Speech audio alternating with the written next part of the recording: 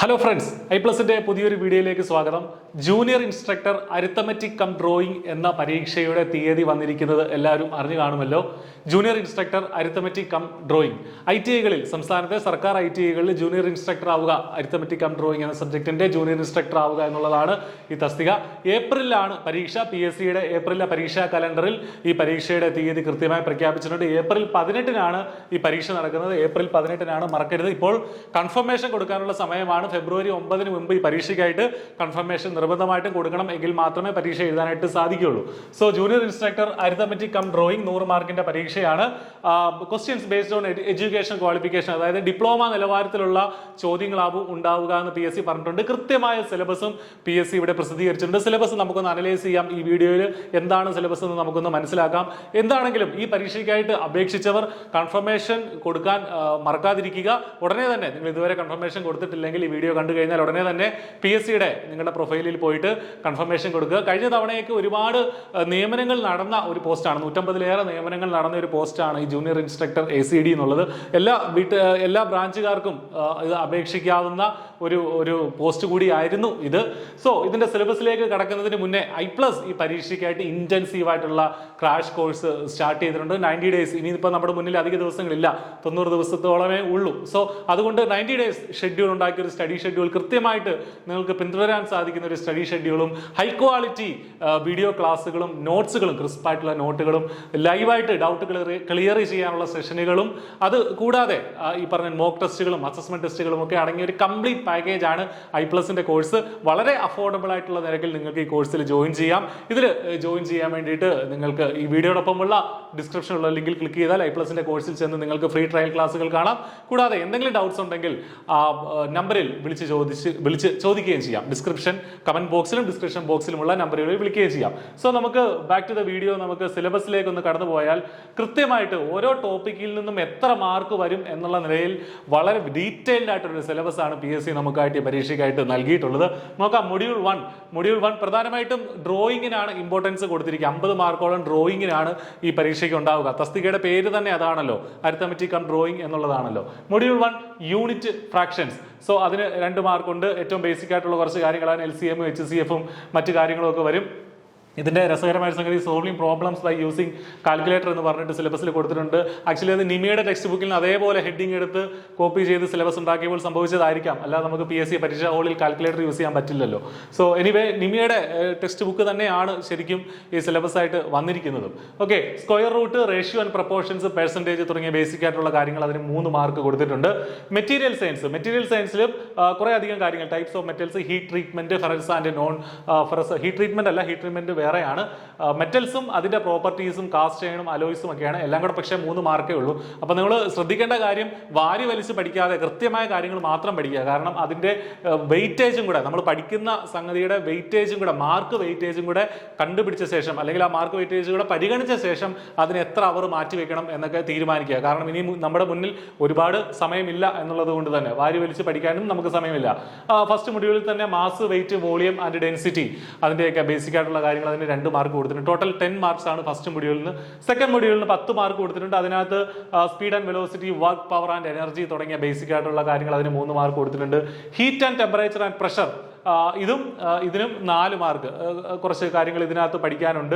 8ഓളം ടോപ്പിക്കുകൾ ഈ ഭാഗത്ത് നിന്ന് പഠിക്കാനുണ്ട്. ടെമ്പറേച്ചർ സ്കെയിൽസ്, അതിന്റെ കൺവേർഷൻസ്, ഹീറ്റ് എന്താണ്, methods, modes of heat transfer, thermal conductivity തുടങ്ങിയ കാര്യങ്ങളാണ് ഈ ഒരു ഭാഗത്ത് നിന്ന് പഠിക്കാനുള്ളത്. എല്ലാം തിയറി വൈസ് വളരെ എളുപ്പത്തിൽ പഠിച്ചെടുക്കാവുന്ന സംഗതി തന്നെയാണ്. Basic electricity, introduction to electricity, AC, DC, അതിന്റെ കൺവേർഷൻസ്, കണ്ടക്ടർ, ഇൻസുലേറ്റർ എന്താണ് തുടങ്ങിയ കാര്യങ്ങളൊക്കെ ബേസിക് ഇലക്ട്രിസിറ്റിയുമായി ബന്ധപ്പെട്ട ഓംസ് ലോ ഉൾപ്പെടെയുള്ള കാര്യങ്ങൾ ഇവിടെ നമുക്ക് പഠിക്കേണ്ടതായിട്ടുണ്ട്. 3 മാർക്കാണ് ഈ ബേസിക് ഇലക്ട്രിസിറ്റി എന്ന് പറഞ്ഞ ആ ഒരു ടോപ്പിക്കിനായിട്ട് കൊടുത്തിരിക്കുന്നത്. ദെൻ മെൻസുറേഷൻ, അതായത് area and perimeter of square, rectangle, parallelogram, അതിൻ്റെയൊക്കെ ഏരിയയും പെരിമീറ്ററും മറ്റ് സംഗതികളൊക്കെ കണ്ടുപിടിക്കുന്ന അത്. പിന്നെ കൂടാതെ പല സർഫസ് ഏരിയയും വോളിയവും സിലിണ്ടേഴ്സിൻ്റെയും ക്യൂബിൻ്റെയും സോളിഡ്സിൻ്റെയും ഒക്കെ പ്ലെയിൻ ഫിഗേഴ്സിൻ്റെ ഒക്കെ കണ്ടുപിടിക്കാനായിട്ടുണ്ട്. 4 മാർക്കാണ് മെൻസുറേഷൻ എന്നുള്ള ടോപ്പിക്കിനായിട്ട് കൊടുത്തിരിക്കുന്നത്. Levers and simple machines, effort and load, mechanical advantage, velocity, ratio, liver and types ഒക്കെ പഠിക്കുന്നതിന് 3 മാർക്ക് ആ ഒരു ഭാഗത്ത് ലിവേഴ്സിന് വേണ്ടിയിട്ട് കൊടുത്തിട്ടുണ്ട്. ട്രിഗണോമെട്രിയിൽ നിന്ന് 3 മാർക്ക്. ഏറ്റവും ബേസിക് ആയിട്ടുള്ള കാര്യങ്ങൾ മാത്രമാണ്. വലിയ ഇക്വേഷൻസ് ഒന്നും ഈ ഭാഗത്തുനിന്ന് പഠിക്കാനൊന്നുമില്ല. Measurement of angle, trigonometric ratios, trigonometric table, then അതിൽ നിന്ന് എങ്ങനെ ഹൈറ്റും മറ്റ് ഡിസ്റ്റൻസുകളും കണ്ടുപിടിക്കുക, ഏറ്റവും ബേസിക് ആയിട്ടുള്ള പ്രോബ്ലംസ് ഇതിൽ ഭാഗത്ത് നിന്ന് ചോദിക്കും. സോ അതിനും 3 മാർക്കാണ് കൊടുത്തിരിക്കുന്നത്. 4ാമത്തെ മൊഡ്യൂളിലും 10 മാർക്കുണ്ട്. അതിൽ ഏറ്റവും ഒന്നാമതായി കൊടുത്തിരിക്കുന്ന ടോപ്പിക് ഫ്രിക്ഷൻ ആണ്. ഫ്രിക്ഷന്റെ advantage, disadvantage, loss of frictions, അതിൽ നിന്നുള്ള സിമ്പിൾ ആയിട്ടുള്ള പ്രോബ്ലംസ്, കോഎഫിഷ്യന്റ് ഓഫ് ഫ്രിക്ഷൻ ഒക്കെ എങ്ങനെ കണ്ടുപിടിക്കാൻ തുടങ്ങിയ സിമ്പിൾ ആയിട്ടുള്ള പ്രോബ്ലംസ് ഈ ഭാഗത്ത് നിന്ന് ചോദിക്കും. ലൂബ്രിക്കേഷൻ എന്താണ്, കോഎഫിഷ്യന്റ് ഓഫ് ഫ്രിക്ഷൻ, അതൊക്കെ പറഞ്ഞു. സെന്റർ ഓഫ് ഗ്രാവിറ്റി എന്ന് പറഞ്ഞ ആ ഒരു ടോപ്പിക്കിന് 2 മാർക്ക് പറഞ്ഞിട്ടുണ്ട്. Area of cut out regular surfaces and area of irregular surfaces. So സർക്കിളിന്റെയും മറ്റ് കട്ട് ഔട്ട് സെഗ്മെന്റ്സിന്റെയും സെക്ടറിന്റെയും ഒക്കെ അതിന്റെ ഏരിയ എങ്ങനെ കണ്ടുപിടിക്കാം, പിന്നെ അതുമായി ബന്ധപ്പെട്ട ചില പ്രോബ്ലംസ്, ബേസിക് ആയിട്ടുള്ള പ്രോബ്ലംസ്, അതിനും 3 മാർക്ക് ഈ ഒരു ഭാഗത്ത് നിന്ന് കൊടുത്തിട്ടുണ്ട്. ആൾജിബ്ര ഏറ്റവും ബേസിക് ആയിട്ടുള്ള അഡീഷന്, സബ്സ്ട്രാക്ഷന് തുടങ്ങിയ കാര്യങ്ങളാണ് ഇതിനകത്ത്. ഒരു എക്സും വൈയും ഒക്കെ ഇട്ടുള്ള ചില കാൽക്കുലേഷൻസും ഇതിനകത്ത് ഇൻക്ലൂഡഡ് ആണ്. അതിന് 2 മാർക്ക് ആൾജിബ്ര ഭാഗത്ത് നിന്ന് നമുക്ക് പഠിക്കാനുണ്ട്. ഏറ്റവും എളുപ്പത്തിൽ സ്കോർ ചെയ്യാൻ പറ്റുന്ന ഭാഗങ്ങളാണ് അതൊക്കെ. ദെൻ 5ാമത്തെ മൊഡ്യൂളിനും 10 മാർക്കുണ്ട്. അതിൽ 5ാമത്തെ മൊഡ്യൂളിൽ ഉൾപ്പെട്ട ഭാഗങ്ങളാണ് ഇലാസ്റ്റിസിറ്റി ഉണ്ട്, ഹീറ്റ് ട്രീറ്റ്മെന്റിന് 4 മാർക്ക് കൊടുത്തിട്ടുണ്ട്. കുറെ എല്ലാ മെത്തേഡ്സും, ഹീറ്റ് ട്രീറ്റ്മെന്റിന്റെ എല്ലാ മെത്തേഡ്സും നമുക്ക് പഠിക്കേണ്ടതായിട്ടുണ്ട്. പ്രോഫിറ്റ് ആൻഡ് ലോസും സിമ്പിൾ ആൻഡ് കോമ്പൗണ്ട് ഇൻട്രസ്റ്റും അതിന്റെ കുറച്ച് പ്രോബ്ലംസ് നമ്മൾ ചെയ്ത് പഠിക്കണം. അതിന് പ്രോബ്ലംസ് ആയിരിക്കും വരിക. സോ അതിന് 2 മാർക്ക് കൊടുത്തിട്ടുണ്ട്. പ്രോഫിറ്റ് ആൻഡ് ലോസ് ചെയ്യുന്ന ഒരു പ്രോബ്ലവും സിമ്പിൾ ആൻഡ് കോമ്പൗണ്ട് ഇൻട്രസ്റ്റ് ചെയ്യുന്ന ഒരു പ്രോബ്ലം ആയിരിക്കും ഉണ്ടാവുക നമ്മുടെ ചോദ്യ പേപ്പറിൽ. എസ്റ്റിമേഷൻ ആൻഡ് കോസ്റ്റിംഗിൽ നിന്ന് 1 മാർക്ക് കൊടുത്തിട്ടുണ്ട്. ദെൻ പിന്നീടാണ് 6ാമത്തെ മൊഡ്യൂൾ മുതലാണ് ഡ്രോയിങ് വരുന്നത്. 6ാമത്തെ മൊഡ്യൂളിന് 15 മാർക്ക് കൊടുത്തിട്ടുണ്ട്. എഞ്ചിനീയറിംഗ് ഡ്രോയിങ്ങിന്റെ ഇൻട്രൊഡക്ഷൻ ഉൾപ്പെടെയുള്ള കാര്യങ്ങൾ ഇതിനകത്ത് പറഞ്ഞിട്ടുണ്ട്. Drawing instruments, then free hand drawing of lines, polygons, eclipse, geometrical figures and blocks with dimension, solid objects, cuboids, hand tools, free hand drawing of hand tools and measuring tools, simple fasteners, ഇതിന്റെയൊക്കെ free hand drawing, അതിന് 10 mark, അതിന് വലിയൊരു weightage കൊടുത്തിട്ടുണ്ട്. ഈ ഒരു പോർഷന് വേണ്ടിയിട്ട് 10 mark ആ ഒരു ഭാഗത്ത് നിന്ന് വരും. ദെൻ ലൈൻസിന് മാത്രമായിട്ടൊരു 3 മാർക്ക് ലൈൻസ് എന്ന് പറഞ്ഞ സെഗ്മെന്റിന് മാത്രമായിട്ട് കൊടുത്തിട്ടുണ്ട്. അതൊക്കെ കുറെ പഠിക്കാനുണ്ട് നമുക്ക് ലൈൻസുമായി ബന്ധപ്പെട്ട്. 7ാമത്തെ മൊഡ്യൂളിനും 10 മാർക്കാണ് കൊടുത്തിരിക്കുന്നത്. ഇത് ജോമെട്രിക്കൽ ഫിഗേഴ്സിന്റെ ഡ്രോയിങ് എങ്ങനെയാണ്, angle, triangle, rectangle, rhombus, parallelogram തുടങ്ങിയ കാര്യങ്ങൾ ഈ ഒരു ഭാഗത്ത് നിന്ന് എങ്ങനെ അത് വരയ്ക്കാം, എന്താണ് അതിന്റെ മെഷർമെന്റ് തുടങ്ങിയ കാര്യങ്ങളാണ് അറിയേണ്ടത്. അതിന് 4 മാർക്ക് കൊടുത്തിട്ടുണ്ട്. ദെൻ ലെറ്ററിംഗ് ആൻഡ് നമ്പറിങ്ങിന്, ലെറ്ററിംഗ് ആൻഡ് ഡയമെൻഷനിങ്, അതിന് 2 മാർക്ക്. ഡയമെൻഷനിങ് വേറെയാണ്, ലെറ്ററിംഗും ഡയമെൻഷനിങ്ങും രണ്ടും രണ്ടായിട്ട് ഇട്ടിരിക്കുന്നത്. ടോട്ടൽ 4 മാർക്ക് ഇവിടെ സിലബസിൽ വന്നിട്ടുണ്ട്. ദെൻ ഡ്രോയിങ് ഷീറ്റിനെ കുറിച്ച് പഠിക്കുന്നതിന് 2 മാർക്ക്. ഇതിലെ ചില ടോപ്പിക്കുകൾ അങ്ങോട്ടും ഇങ്ങോട്ടും ഇന്റർമിക്സ് ചെയ്തും കിടക്കുകയാണ്. നേരത്തെ പഠിച്ചത് തന്നെ വീണ്ടും ഒന്നുകൂടി ഇങ്ങോട്ട് എടുത്തിട്ടിട്ടുണ്ട്. സോ ചില ടോപ്പിക്കുകൾ അങ്ങോട്ടും ഇങ്ങോട്ടും ഓവർലാപ്പ് ചെയ്ത് കിടപ്പുണ്ട്. സെപ്പറേറ്റ് ആയിട്ട് നമുക്ക് പഠിക്കേണ്ടി വരില്ല, ഒരുമിച്ച് പഠിക്കാവുന്ന സംഗതിയുള്ളൂ. ഈ മൊഡ്യൂളും അതുപോലെ തന്നെയാണ്. 8ാമത്തെ മൊഡ്യൂളിലും 15 മാർക്ക് പ്രൊജക്ഷൻസ് ആണ് പ്രധാനമായിട്ടും ഇതിനകത്ത് ഉണ്ടാവുക. എന്താണ് പ്രൊജക്ഷൻ, അതിന്റെ ബേസിക് ഐഡിയ എന്താണ്, ഇതും ഓവർലാപ്പ് ചെയ്ത് കിടക്കുന്ന കുറെ ടോപ്പിക്കുകളാണ്. പക്ഷേ സെപ്പറേറ്റ് ആയിട്ട് മാർക്കുകൾ കൊടുത്തിട്ടുണ്ട്. Pictorial view, orthographic view, isometric view, അതിന്റെയൊക്കെ ബേസിക് എന്താണ് കൺസെപ്റ്റ് എന്നുള്ളതിന് 3 മാർക്കുണ്ട്. Then symbolic representation of fasteners, bars, weld, then electrical, അതിന്റെയൊക്കെ സിംബോളിക് റെപ്രസെന്റേഷന് 4 മാർക്ക്, നല്ലൊരു വെയിറ്റേജ് ഉണ്ട്. ദെൻ പ്രൊജക്ഷൻസ്, ബേസിക് ആയിട്ടുള്ള പ്രൊജക്ഷൻസ് നമ്മൾ പഠിക്കണം. അതിന് 4 മാർക്കുണ്ട്. ഓർത്തോഗ്രാഫിക്, ഐസോമെട്രിക് ഒക്കെ പഠിക്കണം. Then orthographic projection from isometric projection, അതിന് മാത്രം ഒരു 4 മാർക്ക് കൊടുത്തിട്ടുണ്ട്. ഓക്കെ. 9ാമത്തെ മൊഡ്യൂളിലും ഈ പറഞ്ഞതുപോലെ 6 മാർക്കാണ് 9ാമത്തെ മൊഡ്യൂളിൽ നിന്ന് വരിക.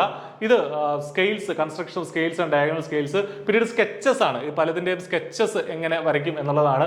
അപ്പോൾ അതിൽ നിന്ന് OMR പരീക്ഷ ആയതുകൊണ്ട് തന്നെ നമുക്ക് വരയ്ക്കാനൊന്നും ഇല്ല.